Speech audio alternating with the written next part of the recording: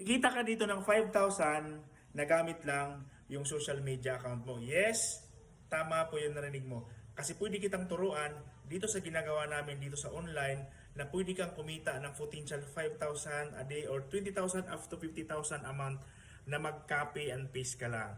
Yes, tama po yung narinig mo. Mag-copy and paste ka lang. Huwag ka mag-alala kasi hindi ka dito nagbenta-benta or hindi ka dito nag-recruit-recruit. Ang kailangan lang natin dito is user ID. Once na magkaroon ka na ng user ID, makakakonekta ka na sa sistema na ginagawa namin dito sa online. Then, huwag ka mag-alala kasi wala rin tayong quota dito. Ang kailangan lang namin dito is yung Facebook account or TikTok account mo.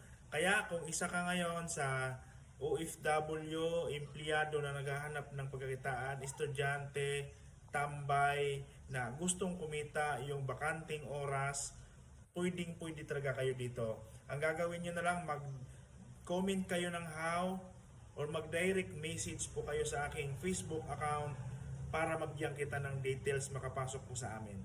God bless.